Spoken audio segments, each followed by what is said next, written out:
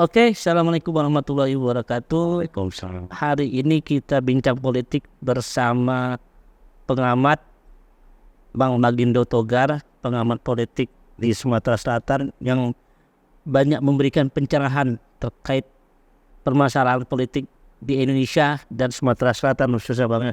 Sama-sama. Gimana Bang? Sehat Bang? Alhamdulillah, Bukuyan makin sehat. Makin sehat gitu ya. Ini banyak menjelang pilpres, pileg, dan pilkada. Ya. Itu banyak pembahasan yang perlu kita bicarakan lah Bang. Yang perlu kita bincangkan lah. Mungkin dari awal kita awali dengan perbincangan kita terkait di pemilihan presiden. Dari pandangan Abang, kondisi pilpres saat ini seperti apa Bang? Karena barusan tadi juga ada partai yang mulai merapat dari Golkar dan PAN itu ke Prabowo. Selama ini kita prediksi mungkin ke Ganjar atau ke yang lain. Ya. Dan artinya ada perubahan apa itu Bang? Soal pertama asumsinya kan cuman ada di Gerindra dan PKB. Ternyata mungkinan saja saya lihat PAN dan Golkar melihat ada perkembangan-perkembangan yang membuat mereka punya kalkulasi politik yang terkesan harus melihat peluang politik ini kan dalam kontestasi kan mencari yang lebih berpeluang untuk menang. Ketika beragam hasil survei melihat Ganjar itu tetap di urutan kedua gitu loh.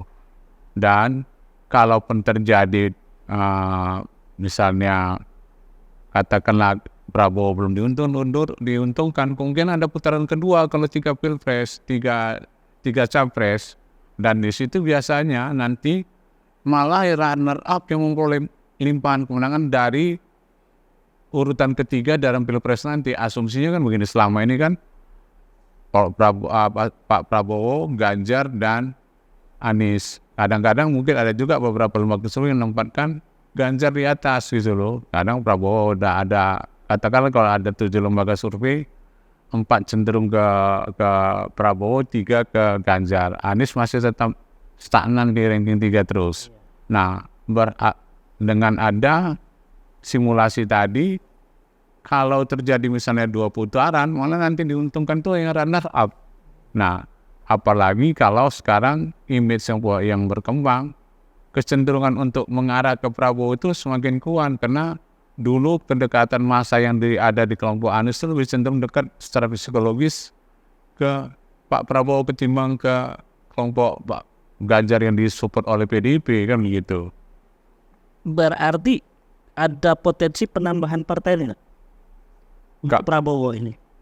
Kemungkinan partai-partai baru, mungkin partai seperti PSI, Perindo mungkin geser ke sana, bisa saja juga nanti Gelora ke sana, partai-partai baru. Tapi kalau ngelihat dari partai Senayan yang sudah berada di Senayan, ya pikir sudah mantap. Itulah yang sekarang ini ya PDIP itu didukung oleh P3 dan Hanura. Yeah. Sedangkan nanti walaupun dia single partai pendukung tunggal, PDIP tetap bisa melenggang mendukung calonnya. Sedangkan di kelompok Pak Anies itu ada Demokrat dan PKS, Nasdem, Demokrat, PKS. Dan kalau misalnya mantep ya, memang sudah terkonsolidasi, terkunci oposisi ini, yang jelas 3 paslon. Tapi misalnya kemungkinan masih bergeser, malah di kelompok Anies ini bisa saja Demokrat tergoda. Saya ngeliat Demokrat ini kan sekarang mulai terkesan agak sedikit gamang lah, bukan terlalu gamang tapi ya agak gamang dikit. Apakah memang masih mampu dilobi oleh antara kekuatan yang ada dari Ganjar dari kekuatan Prabowo yang berusaha akhirnya 2 capres. Kalau 2 capres sangat seru nih. Kalau 2 paslon capres seru. Tapi kalau 3 juga nggak kalah seru ya. Tapi yang berpeluang terjadi putaran kedua malah nanti yang di runner up yang lebih berpeluang untuk dapat limpahan. Nanti kan pasti ada lobby politik lagi, negosiasi politik antara paslon yang mungkin pada urutan kedua kan gitu. Artinya memang tetap ada potensi penambahan ya? Ya tetap, tapi kan saya ngeliat paling dari partai baru yang potensial itu kan seperti PSI, PKN, Gelora, Iya. itu yang potensial itu. Peluang Anies sendiri Anies kan sekarang ini kalau kita tetap preferensinya survei, kemudian ini di stagnan di ranking 3. ketiga. Tapi sebenarnya pertarungan dari generasi sesungguhnya terhadap generasi politik ini kan di 2029. Anies walaupun tidak diuntungkan, dia akan menjadi jadi tempat beliau untuk branding diri di 2029. 2029 nanti relatif semua petarung nggak ada lagi di atas kepala 6. Fresh semua, katakanlah nanti yang bertarung tuh yang di angka usia kepala 4 dan kepala 5 sekarang. Contoh Puan, nanti Muhaimin, di situ pertarungan semua yang muda-muda di 2029, nggak lagi ada yang selevel Pak Prabowo, Mahfud yang sudah sama senior, sudah bergeser semua itu. Saya yakin Prabowo ini cuma satu periode, kalaupun dia baik dia akan resign di satu periode.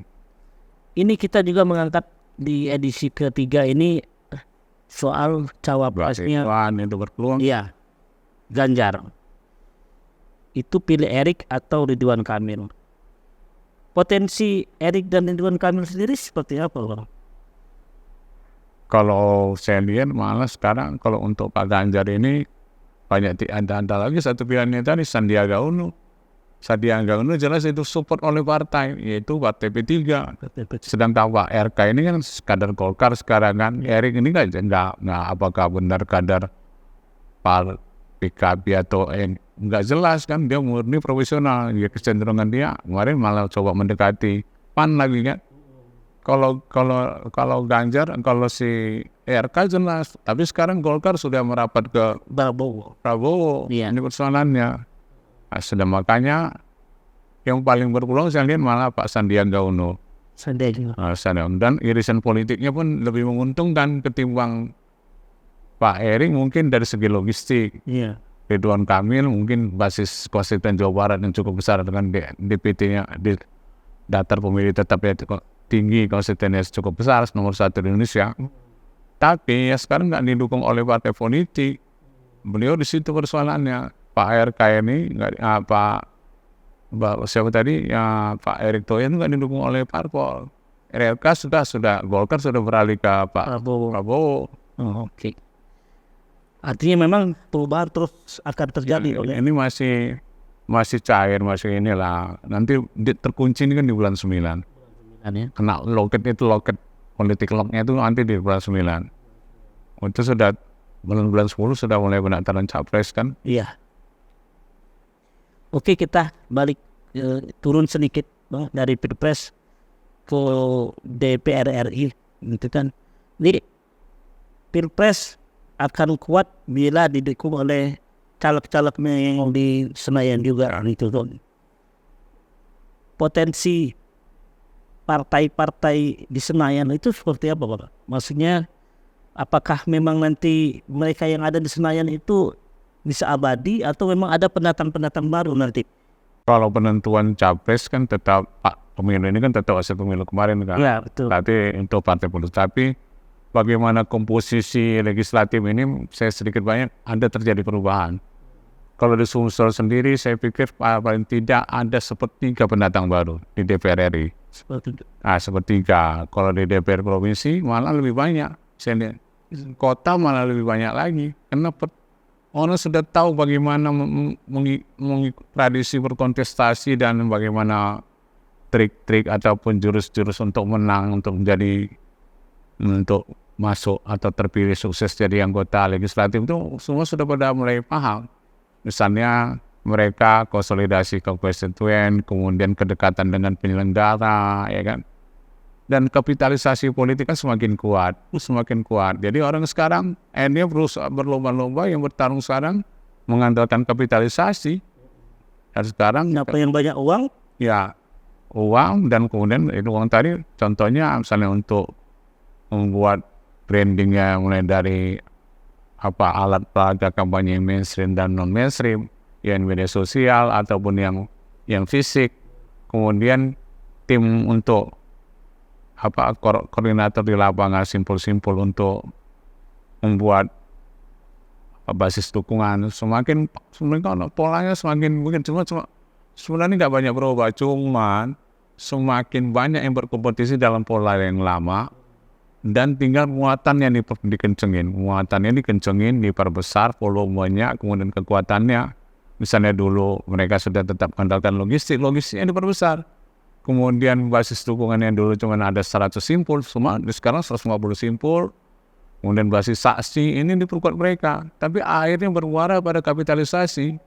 Sekarang coba, rata-rata saya dengar-dengar berlomba-lomba mendekati penyelenggara. Mulai dari tingkat PPS, PPK, Panwas, semua caleg itulah jurusnya. Pendekatan itu ya. Pendekatan ke penyelenggara, kemudian ke RT RW, tokoh-tokoh masyarakat, kayak begitu dan memperbanyak saksi, kan gitu semua jurusnya. Nggak ada yang berubah, tapi ini akan bertarung sengit. Kalau yang tanggung itu nanti saya bilang nanti sepertiga berubah itu.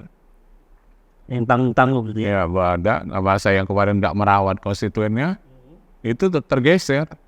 Kalau yang tidak merawat konstituennya kemarin, saya lihat ada beberapa anggota dewan tidak merawat konstituennya. Paling nggak 30% di DPR RI, DPR provinsi tidak merawat konstituennya. Nanti kita lihat, hitungan saya penelitian 30% berubah. Ada potensi golput nggak Bang? Dipilih nanti itu. Seberapa besar? Tapi target KPU untuk di angka 77%, 75% itu masih tercapai lah. Karena banyaknya sekarang akses untuk mensosialisasikan pemilu ini dan minat orang semakin terhadap kontestasi politik kan semakin tinggi. Iya. Media membantu masifnya informasi tentang pemilu ini kan. Dan rata-rata setiap partai politik, setiap caleg itu sudah punya portal DW, yang kan sudah punya media sendiri, membuat media masing-masing, mau partai politik, caleg sudah bikin media sendiri atau mungkin kerjasama dengan media-media yang ada untuk kalau lewat online. Sedangkan lewat yang mainstream tetap dia APK berjalan sebelum pemilu aja APK sudah masif benar kemana-mana. APK mulai dari ukuran kecil ukuran besar, belum lagi iklan di media cetak, di media elektronik, mereka berjalan semua kan. Belum lagi pemilu, belum masa kampanye. Artinya golput potensinya tetap ada, tapi tidak terlalu besar. Dan hitungan saya nggak lebih dari 12% lah. 12% ya. Rata-rata penyebab golput itu apa Bang? Ini nanti pertama ketika caleg ini muncul, politik. Satu caleg yang ditampilkan tidak dianggap tidak kredibel, itu satu. Kemudian partai politik yang mereka dukung tadi tercemar, misalnya ada yang mereka dukung itu ada dianggap perbuatan korupsi atau calegnya itu tadi perbuatan asusila di daerah tersebut, itu yang dianggap mereka ada cacat hukum, cacat asusila.